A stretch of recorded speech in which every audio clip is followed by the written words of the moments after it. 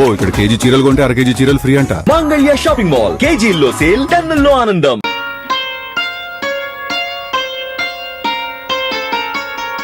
ఆ రోజు తాళి కట్టారు, ఇవాళ తలంబ్రాలు పోశారు. నాకెంత ఆనందంగా ఉందో తెలుసా అండి. అసలు ఎవరు అడిగి నువ్వు నా ఇంట్లోకి వచ్చావు? ఎప్పుడు మీరు నా మెళ్ళో తాళి కట్టారో ఆ నిమిషం నుంచి ఇది మీ ఇల్లు కాదు, మన ఇల్లు. తెలివిగా మాట్లాడు. నీ మెళ్ళో తాళి కట్టింది నీతో సంసారం చేయడానికి కాదు, నీ పొగరనిచ్చేందుకు. నీ మెళ్ళో తాళి కట్టింది నిన్ను నా భార్యగా చేసుకునేందుకు కాదు, జీవితాంతం నువ్వు ఎవరికి భార్య కాకూడదని. ఎవరికి భార్య కాకూడదనే మీరు ఆ పని చేస్తే నేను మీ భార్యగా ఉండాలనే కదా. ఏమండి, జరిగిందేదో జరిగిపోయింది, అదంతా మర్చిపోదామండి. మర్చిపోదాం? ఏమిటి మర్చిపోయేది? నా హార్మోని బద్దలు కొట్టిన విషయం మర్చిపోతాను, నా గుండె పగలగొట్టిన విషయం మర్చిపోతాను, నువ్వు నన్ను కొట్టిన కోడా దెబ్బలు మర్చిపోతాను. కానీ 10 మందిలో నేను చెయ్యని నేరం నా మీద మోపి నా నిజాయితీ మీద నువ్వు అహంకారంతో వేసిన మచ్చను మాత్రం మర్చిపోలేను. ఆ మచ్చను చెరుపుకోలేను కూడా. చూసారా మావయ్య గారు, భార్యతో మాట్లాడారు. నువ్వు నీ నక్క వినయాలు. ఇక్కడి నుంచి బయటికి వెళ్తావా, మెడబెట్టి గంటేమంటావా? అగు, ఆ రోజు అంతమందిలో తాళి కట్టిన తర్వాత ఆ అమ్మాయి కాదన్నా నువ్వు కాదన్నా లోకం దృష్టిలో మీ ఇద్దరు భార్యాభర్తలే.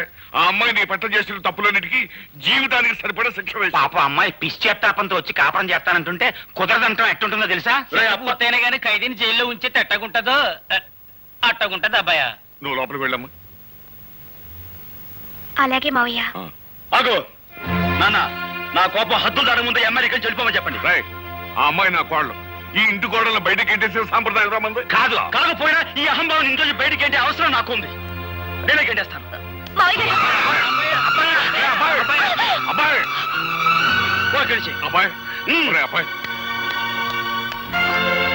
అమ్మాయి వాడు అలాగంటాడు కానీ నువ్వు లోపల పదమ్మా.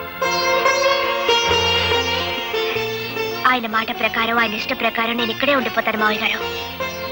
ఆయన ఒప్పుకున్నప్పుడే నేను లోపలికి వస్తాను. ఆ మొగుడికి తగ్గ పెళ్ళానవే తల్లి నువ్వు. అబ్బాయా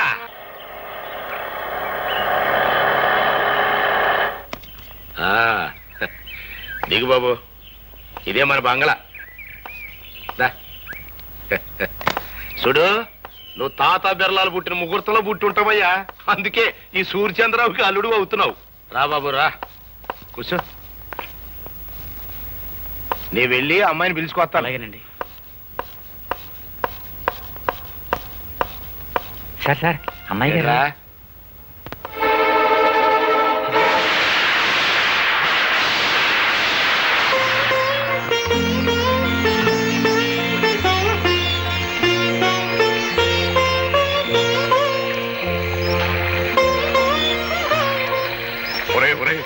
ఆ అమ్మాయి వర్షంలో నిలువునా తగ్గిపోతుందిరా.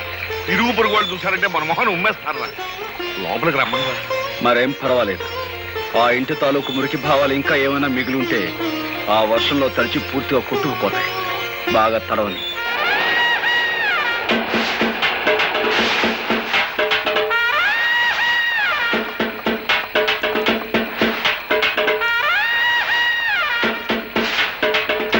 అమ్మ రాధా, నీకేమైనా మర్చిపోయిందా? ఇట్లా వర్షంలో తడుస్తూ నిలబడతావేంటి? మన ఇంటికి వెళ్దాం పదా. నేను రాను. నేను ఇంటి ఇల్లాలిని. ఆయన నన్ను ఇక్కడ నిలబడమన్నారు, నిలబడ్డాను. అమ్మో, దీనికి ఏదో పిచ్చి పట్టింది. ఎస్ఐ, మనం వచ్చిన పని కానీ. I'm here, no fear. Right, ఎవరా లోపల? అవుదా అశ్రయ calling, come out. You are under arrest. కారణం చెప్పగలరా సార్? ఈ పిల్ల మెల్లో బలవంతంగా తాళి కట్టావంట, నానా హింసలు పెడుతున్నావంట. దీనెబ్బ అంటే ఓన్ ఫోటో రిపోర్ట్ ఇచ్చాడు. దర్శనం అంతే, ఎక్కువగా మాట్లాడక. కానిస్టేబుల్స్ తగిలించండి వాడి చేతికి సైకిల్. కారణం లేకుండా సంఖ్యలు వేయించుకోవడానికి ఇక్కడ దద్దమ్మలు ఎవరు లేరు. సంఖ్యలు ఎవరేస్తారో ముందుకు రండి. రండి. Constables arrest him. Excuse me inspector, may I know on what charges are you arresting my husband? చూడు సుర్రు మేడము, నువ్వు ఇంగ్లీష్ లో మాట్లాడిన, పింగ్లీష్ లో మాట్లాడిన, ఏ లాంగ్వేజ్ లో మాట్లాడినా నాకు అండర్స్టాండింగ్ అయిపోయినదే. ఫార్చునేట్ గా అన్ఫార్చునేట్ గా he became your husband. Did my husband give any complaint on me or did I? No. This is a family matter. Some third person had given complaint. నీ ఎబ్బను పట్టుకుని one person పట్టుకుని third person, fourth person, fifth person అంటే 2 ice, 2 కళ్ళు పోతాయి. Sorry, Inspector. I have no father, no mother or anybody. I have only one person. That is my husband. Understand? అయితే ఆ సంగతి మీ అబ్బకి చెప్పు. నువ్వునా రాదా, నువ్వేం మాట్లాడుతున్నావు తెలిసే మాట్లాడుతున్నావా? అవును, నాకు తల్లి లేదు, తండ్రి లేడు. నాకున్నది ఒక్కరే, అది నా భర్త. రాధా, రాధా, రాకపోతే నువ్వు చచ్చినట్టే లెక్క. రాధా.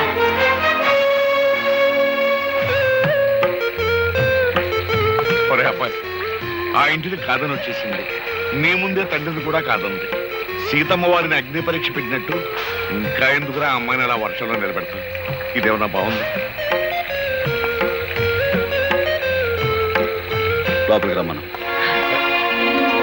రామ్మ, రామ్మ, రామ్మ.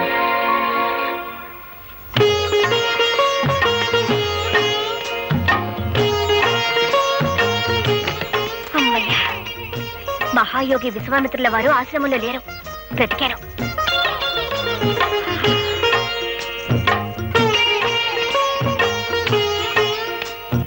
నాకు సిగ్గేస్తుంది బాబు, కళ్ళు మూసుకోండి.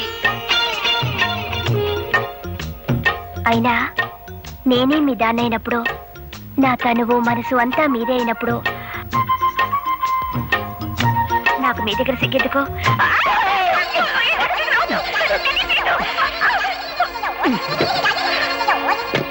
ఒరే అబ్బాయి, అమ్మాయిని ఏం చేసావురా? అది ఏదన్నా హాయ్ బాబోయ్, అమ్మాయిని ఏదో చేసే ఉంటాడు.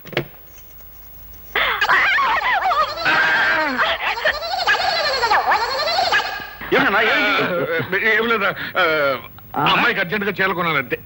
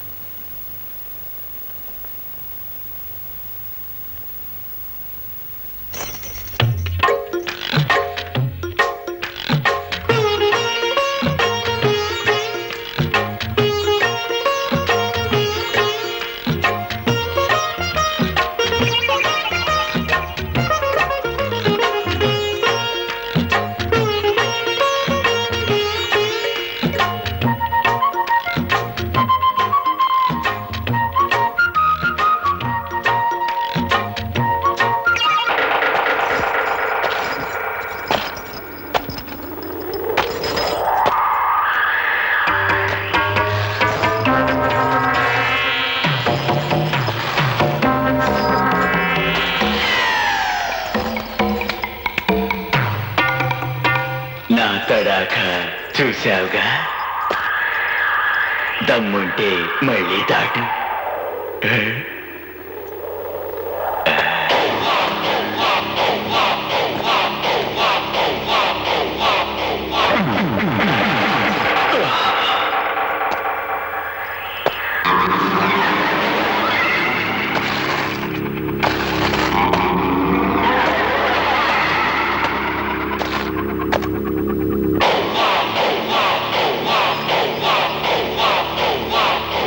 దమ్ముంటే నువ్వు దాట్రా.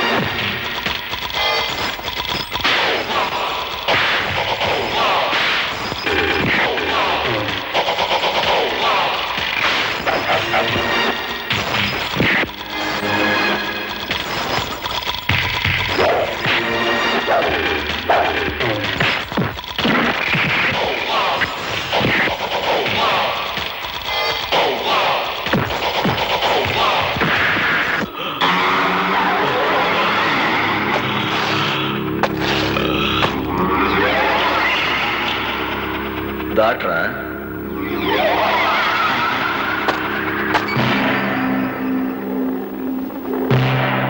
ఓలమ్మోలమ్ము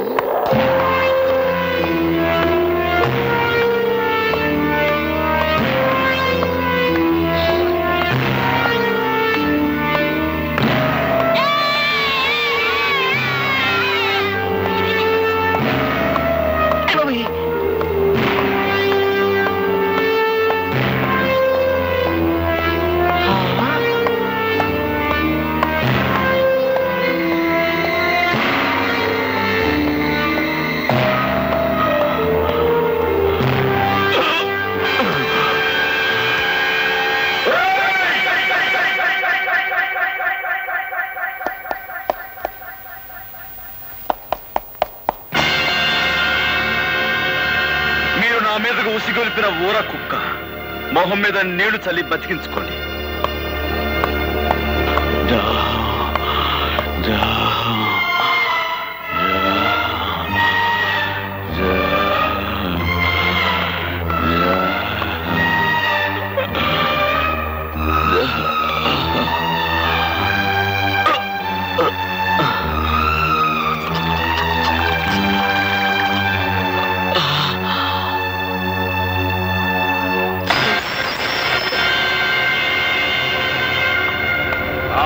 అశ్రయ్యా, నువ్వు ఉత్తి సన్నాసివయ్యా.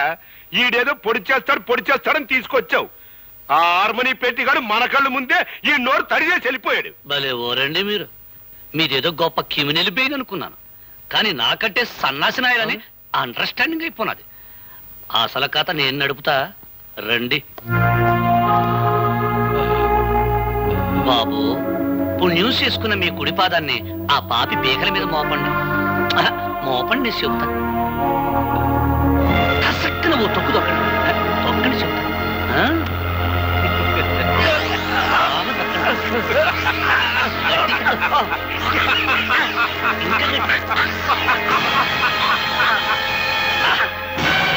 నెసట కార్యక్రమం ఏంటంటే ఈ మర్డర్ ఆ హార్మోనియం పెట్టిగడి మీద బనాయించడమే. నువ్వు ఇండియాలో ఉండాల్సి కాదయ్యా. నేను అత్త పోలీస్ కుట్లు వేసుకోవడానికి టైం అయిపోయినది. దన్నాలండి ఎస్ఐ గారు, నా గుర్ర బండ్లా మీ జీపు కూడా పని పాటలేదేటండి? ఇవాళ రాత్రి శుభ్వం అంటూ మా అబ్బాయికి శోభనం చేసుకుంటుంటే పిల్లి ఎదురొచ్చినట్టు తమరొచ్చారేటండి? ఫస్ట్ నైట్ చేసుకున్నా సరే, లాస్ట్ నైట్ చేసుకున్నా సరే, ఆ హార్మోనియం పెట్టిగానే ఒక లుక్ ఇస్తే లక్ అయిపోతాడు. ఇన్స్పెక్టర్, ఇదిగో English madam, today no English talking. First time English talking ఒక అడుగు డౌన్ వెనక్కి వెళ్ళాను. ఇప్పుడు నో డౌన్, వెరీ స్ట్రాంగ్. ఇదిగో అరెస్ట్ వారెంట్, పిలువ హార్మోనియం పెట్టికండి. ఏంటమ్మా గొడవ? ఏం జరిగింది? నేను చెబుతా. దుర్మార్గుడైన మీ అబ్బాయి పాపం పుణ్యం తెలియని పులిరాజనే ఎక్కిని సంపి ఈ ఊరంతటికి సన్మార్గుడైన సూర్యచంద్రరావు ఇంట్లో పడేశాడు కాబట్టి హంతకుడైన మీ సుపుత్రుణ్ణి అరెస్ట్ చేయడానికి వారెంట్తో సహా వచ్చా. ఇన్స్పెక్టర్, నేనెవరిని హత్య చేయలేదు. అనవసరంగా నా మీదకి వచ్చిన రౌడీని చావగొట్టి వాడిని ఎవరైతే నా మీద ఉసుగొల్పారో వాళ్ళింటికే వెళ్ళి వాళ్లకు కానుకగా ఇచ్చొచ్చాను. ఆ రౌడీ చనిపోయాడు అంటే వాడిని మీరే హత్య చేస్తుండాలి. ఏంట్రా కూర్చావు? ఇవి ఉక్కు పిడుగులు. మీ కుట్రల్ని కుతంత్రాల్ని ఛేదించి మీ పాతకాలకి ఘాతకాలకి సమాధి కట్టకపోతే నేను గోపినే కాను. రా, అరెస్ట్ చెయ్యి.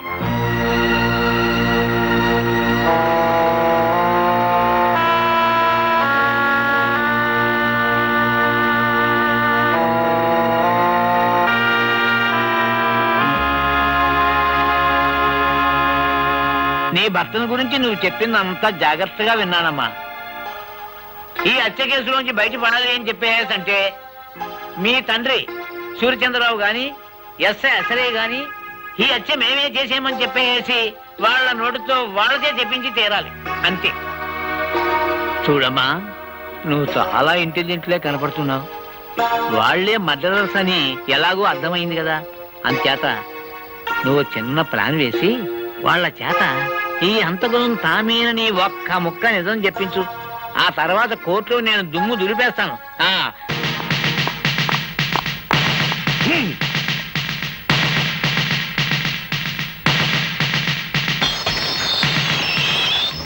ఇవాళ కోర్టుకు హాజరు కావాల్సిన రోజు. యువర్ ఆనర్, పులిరాజు హత్య కేసులో ముద్దాయిగా నిలబడ్డ గోపి అనే ఈ వ్యక్తి అసలు హత్య చేశాడా లేదా అని విచారించే ముందు ఇతని మనస్తత్వం గురించి కోర్టు వారికి తెలియపరచవలసిన అవసరం ఉందని భావిస్తున్నాను. అందుకని ఒకరిద్దరు సాక్షుల్ని విచారించేందుకు అనుమతి ఇవ్వాల్సిందిగా కోర్టు వారిని అభ్యర్థిస్తున్నాను. Permission granted. జగన్నాథం మేస్టారు, జగన్నాథం మేస్టారు. నమస్తే సార్. జగన్నాథ మాస్టారు, ఒకప్పుడు మీరు పెన్షన్ కోసం నిరాహార దీక్ష చేస్తుంటే పోలీసులు మిమ్మల్ని స్టేషన్ తీసుకెళ్లారు. ఇన్స్పెక్టర్ మీ మీద చేయి చేసుకోవడం చూసి ఆ సమయంలో కానిస్టేబుల్ ఉద్యోగంలో ఉన్న మీ శిష్యుడు ఏం చేశాడో చెప్తారా?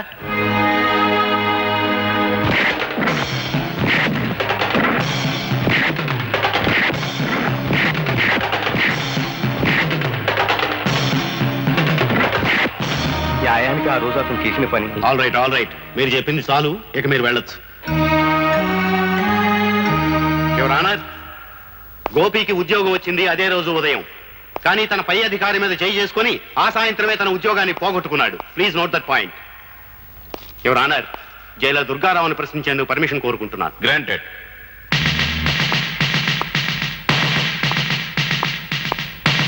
జైలర్ గారు, ముద్దాయి గోపి మిమ్మల్ని కొట్టాడు, అవునా? అందుకు సమాధానం ఆయన చెప్పనవసరం లేదు, నేనే చెప్తాను. గుడ్, చెప్పు. ఆయనే కాదు, ఆయన కానిస్టేబుల్స్ ని కూడా చితక్ కొట్టాను. అంతేకాదు, కొత్తగా ఛార్జ్ తీసుకున్న ఆమదాల అసరయ్య అనే ఇన్స్పెక్టర్ ని ఇటుకల ఫ్యాక్టరీలో పెట్టి ఎడాపెడా వాయించాను. ఇంకా చెప్పమంటారా? చాలు. యువర్ ఆనర్, ముద్దాయి ఎంతటి ఆవేశపరుడో ఈసరికే మీకు క్షుణ్ణంగా అర్థమై ఉంటుంది. సరిగ్గా ఇలాంటి ఆవేశంతోనే పులిరాజుని కొట్టి కొట్టి మెడ మీద కాలేసి తొక్కి చంపి ఆ హత్యా నేరాన్ని సూర్యచంద్రరావు గారి మీద మోపడానికి పులిరాజు శవాన్ని సూర్యచంద్రరావు గారింట్లో పడేశాడు. అతను శవాన్ని మోసుకురావడం ఊరంతా చూసింది యువర్ ఆనర్. ఇక ముందు ఇటువంటి దౌర్జన్యాలు సాగించకుండా భారతీయ శిక్షా స్మృతిని అనుసరించి కఠినమైన శిక్ష విధించవలసిందిగా కోర్టు వారిని కోరుకుంటున్నాను. మిస్టర్ గోపి, నీ తరఫున ఏ లాయర్ని నియమించుకోలేదు, ఎందుకని? నా తరఫున నేనే వాదించుకుందామని. అంటే భారతీయ శిక్షా స్మృతుల నెంబర్లు చెప్పే శక్తి నాకు లేకపోయినా న్యాయం అనే గొప్ప శక్తి నా పక్కన ఉంది. నిర్దోషణనే నిజం నా గుండెల్లో వెలుగుతోంది. సార్, నేను ఒకరిద్దరు సాక్షులు విచారించాలి, అందుకు మీరు అనుమతించండి. ఆల్ రైట్, ఎవరిని పిలవమంటావో చెప్పు. Thank you sir.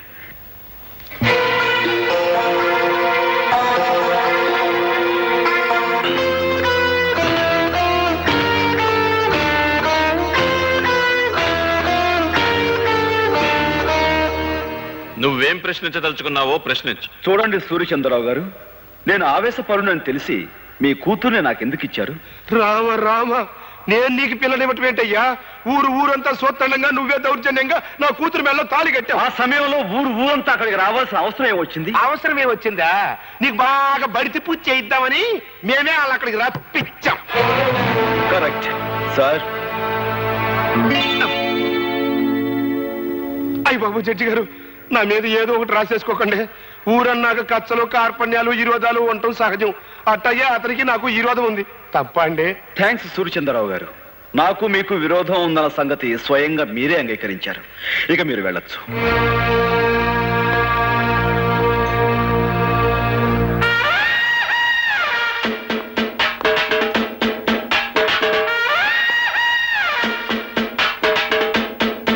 మీరు పిలవకుండానే బోన్లోకి వచ్చి నిలబడ్డారు.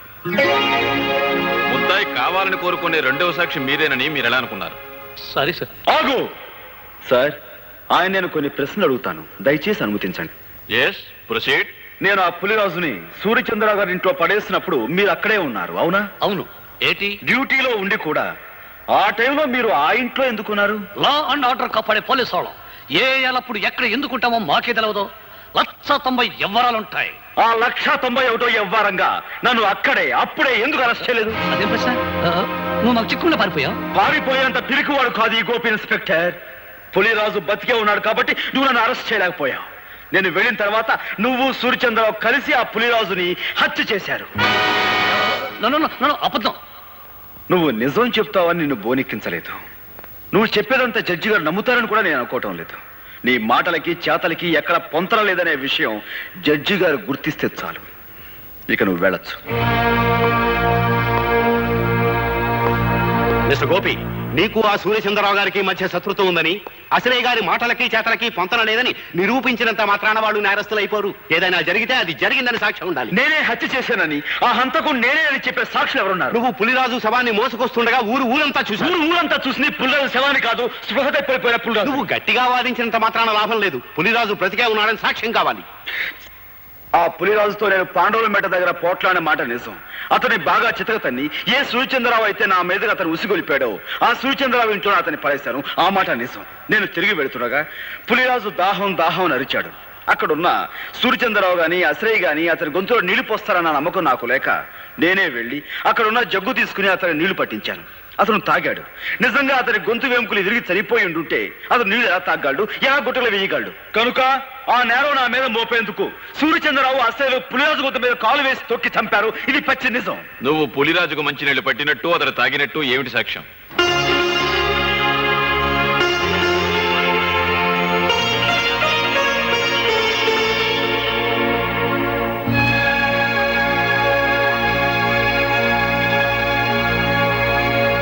నువ్వు చెప్పేదానికి సాక్ష్యం ఏదైనా ఉంటే చెప్పు. ఆ ప్రత్యక్ష సాక్షి ప్రస్తుతం ఇక్కడ లేరు. దయచేసి మీరు నాకు 2 రోజులు గడువు ఇవ్వండి. ఈ 2 రోజుల్లో నేను సాక్షిని ప్రవేశపెట్టలేకపోతే ఆ పులిరాజును నేను చంపినట్లుగానే భావించి మీరు ఏ శిక్ష విధించినా సరే మీ ఇష్టం.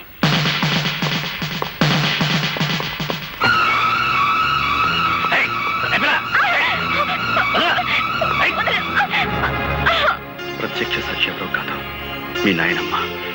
ఆవిడని ఎలాగైనా సరే ఒప్పించి కోర్టుకు తీసుకురా.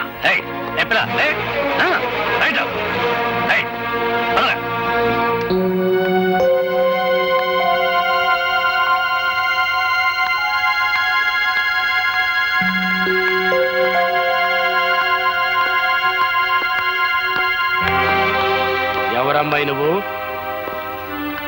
గోపి గారి భార్యని. ఈ ఇంట్లోకి అడుగు పెట్టడం అంటే మంగళసూత్రాన్ని తెంపుకోవడానికి సిద్ధపడ్డట్టే లెక్క. ఈ ఇంట్లో చాలా మంగళసూత్రాలు తెంచబడ్డాయని తెలుసు.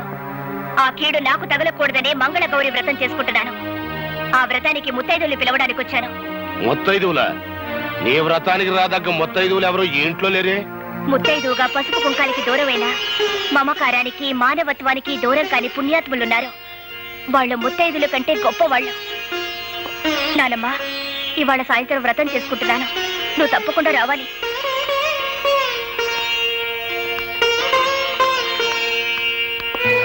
అమ్మా, నువ్వు ఈ వ్రతానికి వెళ్తలేదు. వెళ్ళావు, కూతురుతో పాటు నా కన్న తల్లి కూడా చచ్చిపోయిందనుకోవాల్సి వస్తుంది.